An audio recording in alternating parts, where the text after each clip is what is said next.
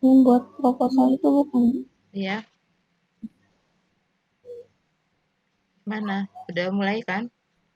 Jangan Hmm, ditumpuk ya. Nanti pasti nggak maksimal kalau ditumpuk. yang bagian Traksana, Bun Traksana itu juga dibuat.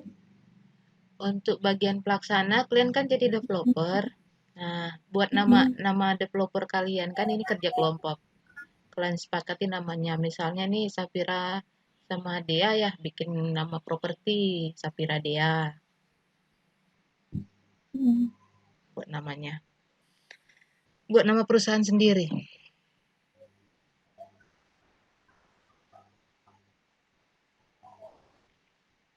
Decide ya. yang di ini identitas pemohon itu kan. Identitas pemohon nama pemiliknya salah satu dari kalian. Jadi nama perusahaan kan ada direkturnya. Jadi kalian Hmm, bertanda tangan nanti itu proposal misalnya dibaca oleh bank dia tahu siapa yang bertanggung jawab atau jadi kontak person kalau misalnya disetujui. Bank mau hubungi siapa nih orang yang bertanggung jawab untuk proyek ini. Pilihlah salah satu apakah yang direkturnya dia atau Sapira. hmm,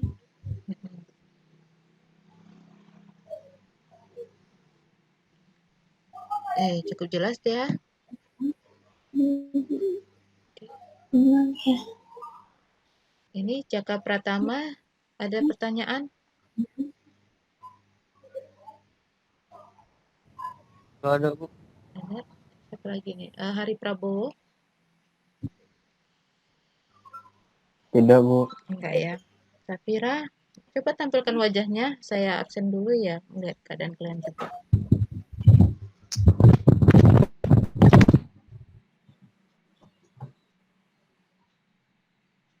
Hari, Dea, Putri, dia Putri. Safira, Safira ada nggak ini orangnya? Dia belum bisa tampil ya videonya.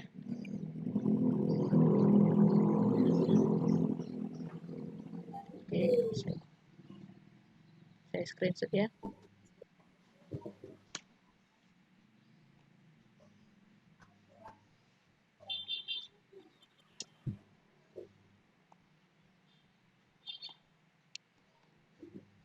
Oke, baik kita mulai kuliah kita hari ini ya. Bismillahirrahmanirrahim. Assalamualaikum warahmatullahi wabarakatuh. Eh, Waalaikumsalam warahmatullahi wabarakatuh. Selamat datang di pertemuan terakhir semester ini untuk mata kuliah Real Estate. Kita akan menyampaikan materi yang kalian butuhkan di dalam mengelola real estate, materi wawasan dasar ya. Bentar saya tampilkan bahan pembelajarannya.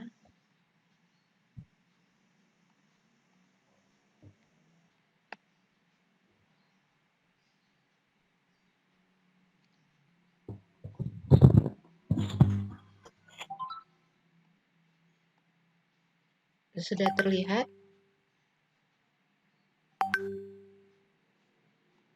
Sudah kelihatan yang saya sharing? Benar. Sudah ya, Udah, Bu. Belum, Bu. loading ya. Baik, hari ini kita akan belajar tentang bagaimana pemasaran di dalam real estate atau properti dan juga proses perizinan. Ini wawasan saja, namun paparan ini sebenarnya bisa menginspirasi kalian bahwa di dalam dunia real estate kalian peluang kerjanya cukup banyak. Kalau di proposal kalian diarahkan untuk menjadi developer atau pengembang, namun sebenarnya ada sektor bisnis lain yang bisa kalian lakukan meskipun dalam posisi sebagai mahasiswa, yaitu sebagai agen pemasaran atau real estate agency. Eh, ini posisinya kalau kalian menjadi agen pemasaran, kalian tidak perlu modal untuk membangun sebuah perumahan. Modalnya adalah diri kalian sendiri dan bagaimana berkomunikasi dengan calon pembeli dan mengetahui apa produk yang harus dijual, yaitu rumah itu sendiri. Nah, eh, agen pemasaran ini adalah kebutuhan pasar.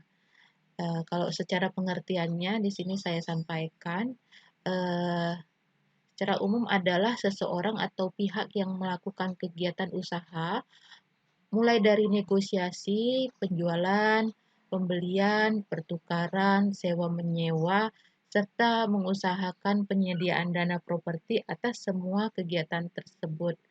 Orang atau pihak bersangkutan yang berhak mendapat imbalan jasa yang disebut komisi. Jadi misalnya seseorang ingin menjual rumah, terkadang dia tidak langsung terhubung dengan si pembeli. Mungkin karena posisinya dia tidak berada di lokasi, rumahnya ada asetnya di luar kota, bisa jadi juga dia tidak mau repot, tidak mau sibuk dengan urusan proses jual belinya, perizinan-perizinannya atau akte notarisnya. Jadi dia menyerahkan itu untuk ahli tertentu. Itulah disebut agen pemasaran atau real estate agensinya.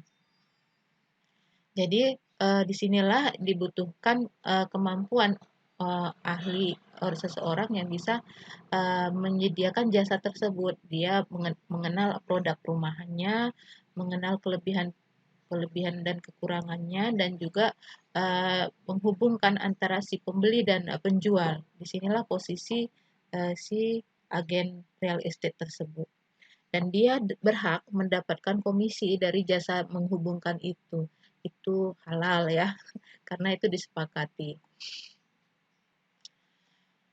Nah, jasa-jasanya itu bisa dilihat seperti saat pemilihan lokasi. Misalnya ada orang nih investor atau seseorang kaya yang punya uang ingin berminat di dalam bisnis developer. Nah, dia ingin mencari di mana sih lokasi yang prospek untuk membuat perumahan. Nah, di sini bisa ada jasa mencari lokasi ini, di mana yang tepat. Misalnya sebagai orang yang paham tentang bisnis real estate, dia akan melihat lingkup kota. Kota kita di Kota Medan misalnya, di mana daerah pemukiman yang bagus, yang akan tumbuh dengan baik. Nah, itu kan kita bisa lihat RT RW. Atau setelah kita belajar di real estate, kita melihat ada pengaruh lokasi terhadap fungsi sosial seperti sekolah, pasar. Nah, di situ kita bisa rekomendasikan, cocoknya belinya di sini. Nah, kalau kalian punya akses sama penjual tanahnya, kalian tinggal tawarkan. Ini tanahnya murah, Pak, sekian ini, mungkin misalnya ya sekitar 200.000 per meter, Bapak bisa jualkan dengan harga 1 juta per meter persegi kalau sudah jadi perumahan, sehingga Bapak bisa mendapatkan keuntungan sekitar 800 meter persegi dari proses pengolahan tanah ini saja. Nah, itu cara meyakinkan ya. Nah, melihat selisih keuntungan atau nilai ini ya, nilai si produknya sendiri itu bisa dilakukan oleh orang yang paham menganalisis sebuah lokasi layak atau tidak. Nah, orang-orang yang paham di real estate itu bisa melihat hal-hal seperti ini. Kemudian bagaimana pemasarannya, menjualkan tadi ya, menghubungkan antara penjual dan pembeli untuk objek bangunan, misalnya rumah ya. Nah, bisa juga ketika kalian ada orang yang ingin menyewakan rumah, kalian menghubungkan kepada calon penyewa. Nah, ketika terjadi deal, oke, saya setuju mau nyewa atau membeli rumah ini.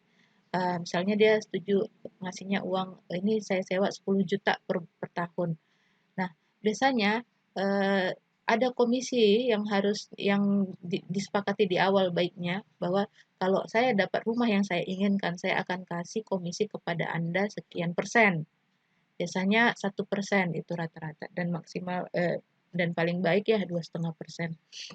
Nah, misalnya dia 10 juta, 1% dari 10 juta kan sudah lumayan ya untuk mendapatkan keuntungan sekitar berapa ribu itu ya, 1 juta, 10 juta ya, 1 juta ya dapat dia komisi. Nah, Anda tidak perlu punya modal untuk membangun rumah dulu, tapi cukup menjadi penghubung sudah dapat profit. Nah, jadi ini prospek yang bisa untuk kelas-kelas kalian di mahasiswa, namun kuncinya ya punya jaringan yang luas, pertemanan ya, dan rajin pandai berkomunikasi. Nanti coba kalian kalau jalan-jalan ke pusat pasar yang melihat ada marketing perumahan, coba latih komunikasinya, diuji bagaimana sih, atau belajar dari para marketing tersebut bagaimana mereka meyakinkan pembeli dalam bisa agar tertarik membeli perumahannya. Nah, aspek bisnis lain ini juga misalnya tukar menukar atau akuisisi ya, ambil alih properti. Ini sudah prospek pada posisi yang lebih luas, namun memang mungkin tidak populer di kalian, tapi ada. Nah, kenapa ada perlu agen real estate? Ya karena memang bermanfaat ya, ada kemudahan yang didapatkan dan kemudahan ini yang menjadi daya jual jasa kalian. Jadi seorang marketing atau real estate agency itu akan membantu pembeli maupun penjual untuk pengurusan transaksi. Nah, bagaimana proses penjualannya, take over-nya atau join-nya ya, biaya-biaya proses jual belinya lah. Kemudian jaminan transaksi ya, jadi ini lebih bahwa kalian memang orang yang dipercaya untuk memilih properti yang tepat. Kemudian proses penyeleksian penjual dan pembeli ya, nggak kadang memang ada orang yang nggak cocok ya. Nah, menghubungkan penjual dan pembeli ini adalah kemampuan dari si agen ya. Kemudian memperluas sasaran marketingnya. Oke, ini bisa kalian baca dan pihak-pihak yang terlibat di sini ya prinsipal ini istilahnya adalah si orang yang menggunakan jasa, bisa jadi si pemilik perumahan ya, pemilik perumahan. Brokernya ini adalah posisi si agen propertinya yang menghubungkan. Dan pihak ketiga adalah orang-orang yang dihubungi si agen properti atau broker ini. Nah, di dalam penjualan, ketika kalian melakukan penjualan produk properti, pikirkan dia penjelasan tentang berapa harga. Biasanya sih harga di luar yang ditanya kalau orang mau beli, berapa harganya. Baru dengan mutu. Nomor 2-nya mutu ya, misalnya ada ada dua kompleks perumahan dengan harga bersaing. Mungkin selisihnya 5 juta ya, 5 juta. 5 juta tentunya atau sama lah ya sama. Namun kalau dengan pendekatan mutu kita bisa hitung, arsitek paling paham ini. Misalnya atap rumah satu perumahan dia menggunakan atap genteng, satu lagi menggunakan atap seng ya atau jingkalum. Namun harganya sama. Orang masyarakat awam itu tidak akan memahami bahwa perbedaan material itu menentukan harga. Biasanya mereka cenderung melihat ke harganya saja atau image terhadap perumahan tersebut. Namun kalau sudah arsitek atau agen properti dengan latar belakang arsitek, dia akan menjelaskan dengan pendekatan mutu. Apalagi nanti pendekatan mutunya pada posisi kualitas ruang. Banyak yang tidak menyadari itu ya, bahwa rumah yang baik, ventilasinya yang cukup, ada penghijauan yang cukup, tidak tidak seluruhnya dibangun tanahnya gitu. Nah, ini kemampuan kalian di arsitektur itu bisa menjadi daya jual. Kemudian promosi dan pendekatan terhadap perilaku si pembeli. Jadi ada karakter-karakter pembeli ya. Bisa jadi karena suku atau juga agama juga ada ya. Misalnya ya, di budaya kita cenderung kalau keputusan mengambil rumah itu kepada si pihak perempuan atau ibu ya. Misalnya dalam satu keluarga mau memutuskan membeli rumah, maka dekatin yang pertama adalah si ibunya. Kenapa? Karena biasanya keputusan terbesar untuk membeli rumah itu diserahkan kepada si ibunya, walaupun nanti yang membelinya adalah hasil kerja keras si laki-laki atau bapaknya. Nah, di sini ya harus jeli ya kita melihat ya, jangan biar komunikasinya langsung efektif, kita harus lihat perilaku-perilaku seperti ini. Nah, ini nanti akan teruji dengan pengalaman sih. Kemudian ini cara ya untuk menjual, tentukan target. Kalau perumahannya itu di dekat dengan kampus, maka tentu target pasarnya adalah dosen-dosennya, karena mereka tentu butuh rumah ya. Perumahan ini kan dia kebutuhan pokok sebenarnya, namun harganya mahal. setiap orang cenderung punya cita-cita untuk punya tempat tinggal sendiri. Nah, jadi bagaimana kita menganalisis targetnya di segmen mana atau siapa. Ini harus kita tentukan dulu. Jadi tidak sia-sia energinya. Langsung tuh mendapat pembeli yang potensial. Kemudian tipe produknya cocoknya siapa. Untuk kelas menengah misalnya ya tawarkanlah rumah yang kelas menengah atau yang terjangkau dengan dia. Prinsipnya terjangkau. Jangan ditawarkan yang kira-kira orangnya nggak sanggup. Kalau gajinya cuma 2 juta sebulan, ya jangan suruh beli rumah, itu sama saja dengan menyiksa dia ya. Dan biasanya akan macet. Jadi itu nanti juga jadi track record buruk Anda sebagai marketing. Jadi tidak hanya melulu untuk menjual laris, tapi juga pastikan ini memang layak atau memang tepat kepada si pembeli yang tepat. Dan juga dia membeli produk yang tepat. Jadi menghubungkan itu. Saya lewati ya. Nah, manajemen pemasaran. Jadi sebagai marketing juga kalian juga harus menguasai manajemen cara mengelola. Jadi tidak hanya manajemen diri ya, pemasaran juga perlu manajemen. Manajemen ini cara kita mengatur ya perencanaan, pelaksanaan, bagaimana pencapaiannya dan memonitoring. Nah, di dalam manajemen pemasaran ada hal yang perlu kalian kenali istilahnya ya. Ini bidang ilmu ekonomi sebenarnya, namun di properti sangat perlu kita pahami, yaitu istilah bauran pemasaran. Jadi di dalam pemasaran sebuah produk itu ada variabel yang menentukan sebuah produk itu dibeli apa tidak. Demikian juga perumahan. Produk perumahan ditentukan oleh produknya itu sendiri, kemudian harga, promosinya, bagaimana sistem distribusinya, bagaimana proses pelayanan misalnya, kemudian hubungan baiknya dengan stakeholder ataupun image terhadap produk tersebut. Jadi beberapa variabel ini saling mempengaruhi dan ada yang dominan, ada yang tidak dominan, tergantung pada lokasi dan produknya itu sendiri dan kemampuan kalian menonjolkan kelebihan-kelebihan di dalam variabel ini. Sampai di sini ada yang ditanya? Masih on ini kan? Cukup jelas?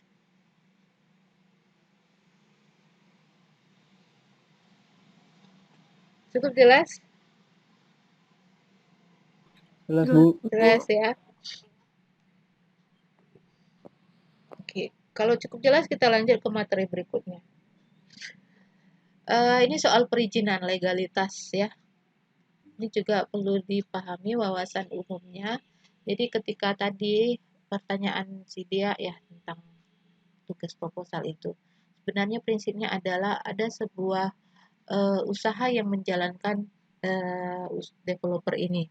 Bisa dia dalam bentuk usaha perorangan, mungkin seseorang yang punya kemampuan keuangan yang cukup kuat untuk membangun sebuah perumahan. Ada dia dalam bentuk usaha yang tidak berbentuk hukum, tidak berbentuk badan hukum. Ya. Jadi istilah ini cara hukum kita menyediakan wadah legal untuk melakukan sebuah usaha. Nah, contohnya persekutuan, firma atau CV ya, CV. Nah, yang ketiga ada badan usaha yang berbentuk badan hukum. Ini yang paling sering kita dengar itu perseroan terbatas atau PT dan koperasi juga salah satu badan hukum. Jadi cara kita melakukan bisnis developer, membangun perumahan bisa menggunakan salah satu dari legalitas usaha ini. Biasanya ini menyangkut kepercayaan ya. Kalau sudah punya CV, misalnya ada sangkut paut hukum, maka ada yang digugat ya, ada objeknya, ada subjeknya. Nah, kalau usaha perorangan ini jarang ya dilakukannya karena resikonya juga besar, termasuk CV dan PT. Jadi di 3 jenis legalitas usaha ini punya kelebihan dan kekurangannya masing-masing. Namun umumnya developer itu dia berbentuk CV, tidak perseorangan, tidak pernah ditemukan perseorangan ya. Jadi ada asosiasi yang mengumpulkan orang-orang yang ahli di real estate atau yang melakukan usaha di bidang real estate, namanya REI ya, Real Estate Indonesia. Itu gabungan developer di Indonesia, dan itu biasanya yang bergabung adalah dalam bentuk CV atau PT, tidak dalam bentuk perseorangan. Nah, asosiasi ini kalau sudah tergabung di REI, dia biasanya bisa mendapatkan proyek yang misalnya pembangunan rumah subsidi ya, ada kelebihannya juga, bisa mendapatkan kekuatan hukum atau informasi yang lebih luas mengenai perkembangan dunia properti di Indonesia. Nah, untuk sebagai tanda usaha itu mempunyai badan hukum, maka dia harus ada melengkapi perizinan-perizinan seperti ini. Ini dikeluarkan oleh macam-macam ya. Ada yang kayak NPWP, ini kantor pajak ya, surat izin usaha dagang ini dari kabupaten kota ya, TDP tanda daftar perusahaan, juga surat izin tempat usaha. Jadi memang banyak perizinannya, namun sistem negara kita sekarang sudah membuat sistem perizinan satu pintu. Jadi satu gedung aja kita sudah bisa mengurus ini semua. Mungkin NPWP berbeda ya, karena ini tingkat nasional ya. Kalau ini tingkat kabupaten kota. Untuk tingkat kabupaten kota biasanya sudah ada satu pintu, jadi satu gedung kalian bisa mengurus perizinan-perizinan seluruhnya. Kalau dulu setiap perizinan ini, setiap surat ini mungkin harus mendatangi beberapa jenis kantor pemerintah. Jadi sekarang sudah dirubah sistemnya satu pintu, dan umumnya bisa diakses secara online. Bisa diakses secara online. Jadi kalian boleh coba baca-baca di internet, terutama yang situs resmi ya, bagaimana proses membuat surat izin usaha dagang, bagaimana membuat tanda daftar perusahaan dan surat izin tempat usaha. Kemudian di dalam menjalankan legalitas si proyeknya, kalau tadi kan legalitas si penjalan usahanya yang melaksanakan usaha. Yang kedua adalah legalitas proyeknya juga harus ada. Ada surat izin usaha jasa konstruksi, surat izin mendirikan bangunan, keterangan rencana peruntukan, dan kalau ada perubahan maka harus ada surat keterangan perubahan peruntukan penggunaan tanahnya. Nah, ini dikeluarkan oleh pemerintah kabupaten kota juga. Nah, kemudian yang ketiga legalitasnya adalah bagaimana surat kepemilikan. Ini sudah saya jelaskan di soal mengenai hak tanah ya. Ada sertifikat hak milik SHM, ada hak guna usaha, ada hak guna bangunan, hak pakai, dan hak pengelolaan. Di dalam bisnis developer jual beli perumahan, maka yang kalian harus pastikan bagaimana surat hak miliknya, SHM atau tidak. Kalau yang hak-hak yang lain ini mungkin pada fungsi-fungsi yang lebih kompleks, misalnya ingin membangun pusat pasar, itu biasanya hak guna bangunan. Namun untuk properti yang kalian harus sadari bahwa yang paling penting adalah sebuah legalitas tanah harus kita cek dulu surat sertifikat hak miliknya. Itu saja kuliah kita hari ini. Ada 2 ya poin penting ya, bagaimana legalitas dan bagaimana marketing pemasaran suatu real estate. Sampai di sini ada yang mau ditanya? Kalau kita tidak kuliah daring, sebenarnya saya akan suruh kalian praktek bagaimana menjual produk perumahan, menjadi marketing. Namun karena posisi kita kuliah secara online begini, ada keterbatasan ya. Ada yang mau ditanya? Cukup jelas? Ini masih hadir semua ini kan kuliah daringnya? Coba lihat dulu wajah-wajahnya. Oke, masih segar-segar kok ini kayaknya. Si Bobby cukup segar, Sapira jarang tampil wajahnya, Jaka juga. Oke, ntar saya screenshot lagi ya. Kalau tidak ada pertanyaan, kita padakan nih kuliahnya. Yakin, kita tutup. Kalian boleh diskusi juga tentang ujian akhir semesternya. Jika ada yang masih membingungkan atau perlu didiskusikan bagaimana melaksanakan tugasnya.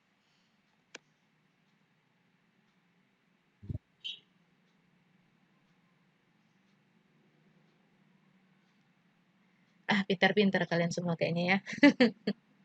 Ya udah, nanti kalian akses di e-learning, ada kuisnya, dan ujian akhir semester, ada deadline-nya, perhatikan. Jangan kerjakan tugas dalam waktu yang terdesak. Saya harap nilai kalian bagus-bagus, jangan sampai batal mengirim ya, karena itu dipastikan ya tidak lulus. Saya harap usahakan semaksimal mungkin kemampuan kalian, kumpulkan tugasnya. Dan oke, kita tutup sampai di sini. Tetap semangat ya, jaga kesehatan. Sampai jumpa di ujian akhir semester. Billahi taufiq wal hidayah. Assalamualaikum warahmatullahi wabarakatuh. Waalaikumsalam. Silakan live ya.